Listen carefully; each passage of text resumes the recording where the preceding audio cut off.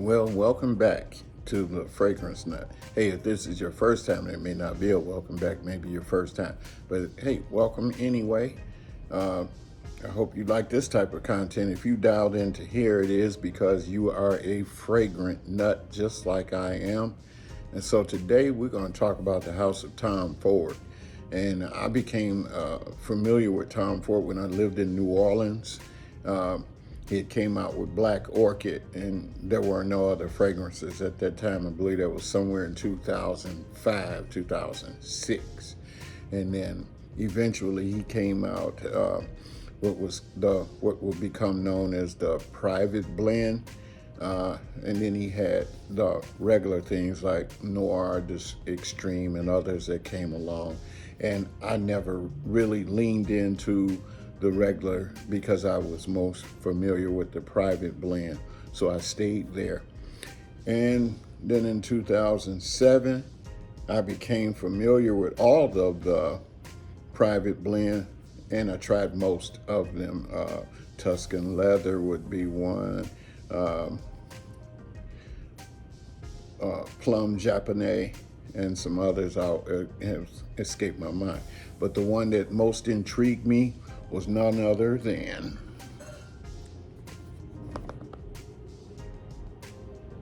Tom Ford's Noir de Noir. And this is the EDP. This is a 100 ml size. And there we go.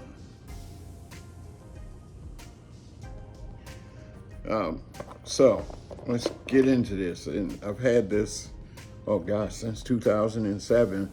I don't know if they reformulated it. I was afraid that I didn't want to even try to find out because I was so smitten by this. I'm a huge rose fan, and let's just say this supposedly have a black rose. If you ever get into Nargizi by Dubai fragrance, I have it too somewhere in the archives, and I'll have Majalis, Spirit of Dubai, and I'll also have Fakhama. But anyway, my first experience in what would be known as a black rose was something that I bought from I guess it was the perfume house out of Portland, Oregon, and it was called Le Patron. And it supposedly was a black rose, and that was like 1998. So it goes that far back.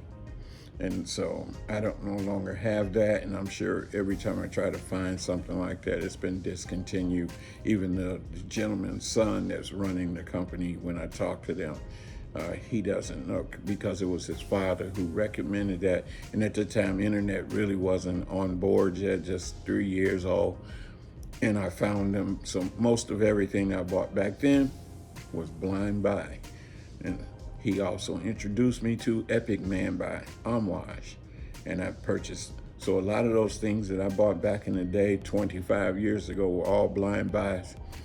And so I've been in, I guess you can call it the niche world, which was a new name for me. But I've been in fragrance for about 50 years, so I know nothing about the niche world. I do know about spending several $100s per bottle for the last 25 years. So there you go. So let's get into this one. And this here has 3 perfumers in there. There's Jacques Cavier Beltrou, Henry Fremont, and then we have Oliver Cresp. I didn't really do a lot of background research on Oliver Cresp. However, I did on Jacques Beltrou and Henry Fremont. In the top, we have an iris from the iris family, which I should say is saffron, and it's saffron at the top, and I believe that's all that's in the top in that.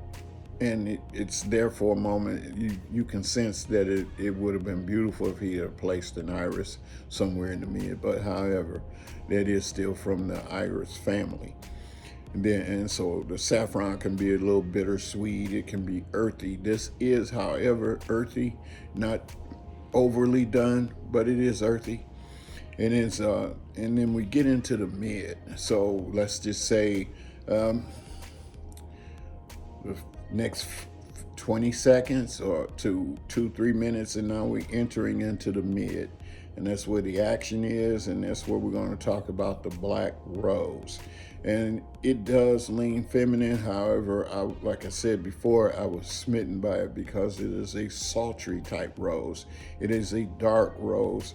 It is a mysterious rose, in my opinion. And so that's what I was going for. It is very romantic. So I've gotten tons and tons of compliments on this one. I would wear it to, say, a concert. I wear it to a wedding. I wear it to a night out on a date with my wife, and I'm absolutely will garner compliments. So if you're looking for compliments, this is very unique scent, very different.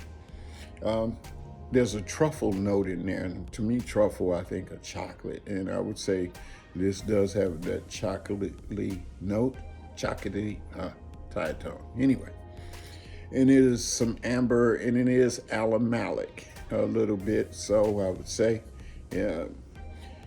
There's some floral notes in here. It doesn't say what the floral notes are. Probably could be natural floral notes. It could be synthetic notes. I'm willing to bet there's probably some synthetics in here. And then most 90% of the perfumery in the world will also have floral notes. So even if you say that you like woody fragrances or whatever, you can bet it won't sell if it doesn't have floral notes somewhere in the fragrance. So over 90% of fragrances are floral based fragrances if they want to succeed, in my opinion.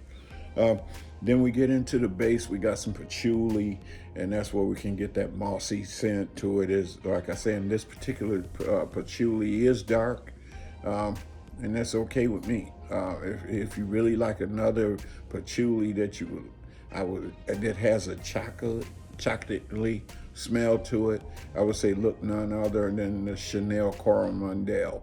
That's a very nice one. I got a compliment one time. I was flying to Texas, and all the, I guess you could say, stewardess was asking me, "Wow, you smell wonderful. What is that?" And it's from Chanel. This also has vanilla, and if you're a vanilla fan, I would look none other than Guerlain. But so if you like the Guerlain, Shalimar, or any of the vanillas out of Guerlain, you will do well with having this in your collection. If you never smelled the old one, I still say go ahead and this is, in my opinion, this is a safe, well, maybe not. Do get your nose on it. You may not like it, but I was going to say that it could possibly, if you like rose, I will go there. If you like rose of any kind, then you will not be upset with Noir de Noir. But however, it's a dark, mysterious rose. And then there's agarwood, which is oud, and chances are it's not probably real oud. I would bet it's a synthetic, because oud came on out of the Middle Eastern fragrances, and the Westerners, as we would know, a lot of us weren't used to oud, and so they had to give it to us in little tiny bits, and they might say, "Oh yeah, there's oud in here," but you probably wasn't getting 0.5%, if anything.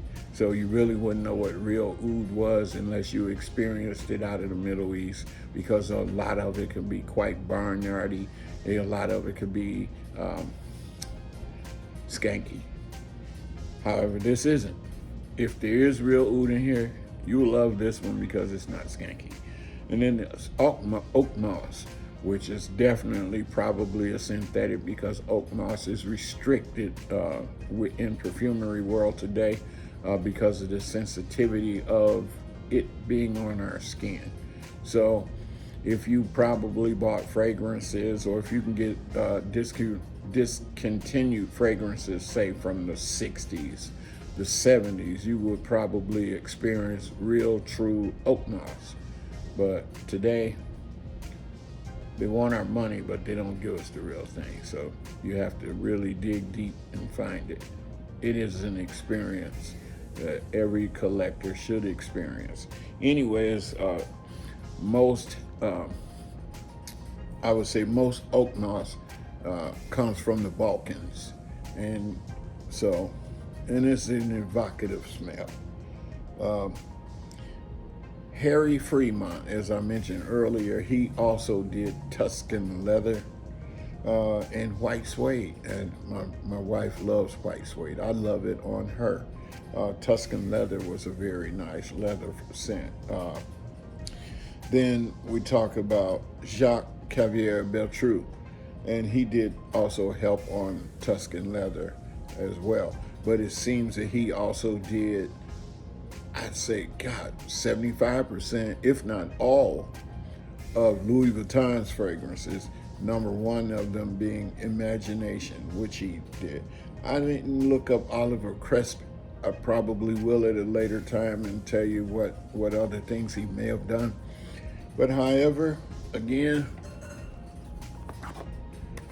I wish you could see in there, but you can't see how much I've used, but it's down to here. So I use it on special occasions, which I would say this is good for very special occasions, weddings, opera, concert, club even, dinner date. You will be remembered. Like I say, it's a very nice fragrance. You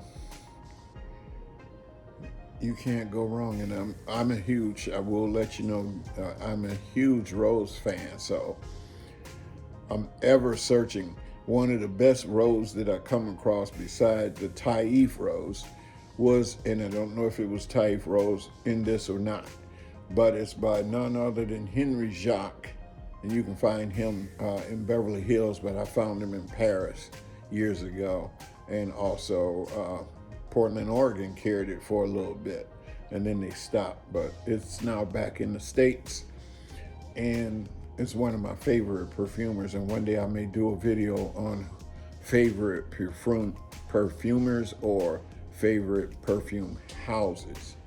But the fragrance was called Snow Rose, and it was a very beautiful scent, I believe now, and at that time he just made them in attires, and then I'd say maybe 3-4 years ago, maybe 2020, they started making the actual atomizer type. And I may just do myself a favor and pull the trigger for a 75 mil. It is horribly expensive though, but I'm gonna do it probably for my birthday, just because I'm a collector, but it will run you above $700 for a 75 mil. Anyway, that's all I have for today. Hey, have you tried Tom Ford's back in, say, 2007 going on, or have you tried a newer version? I'd be interested to see what you think of it. Did you purchase it? Did you like it? Did you get a decant? Hey, if you just absolutely hated it, let me know. I'd be interested in finding out what was it that I missed, why I love it so. Anyway, like, subscribe. It does help the channel. I don't want to sound cliche as like some of the others, but hey, it does help. I'm not in it for a living, but I am in it for the passion and sharing my passion. So let me know if I stink, but I hope I smell good. So always remember, keep smelling good. I will. Bye.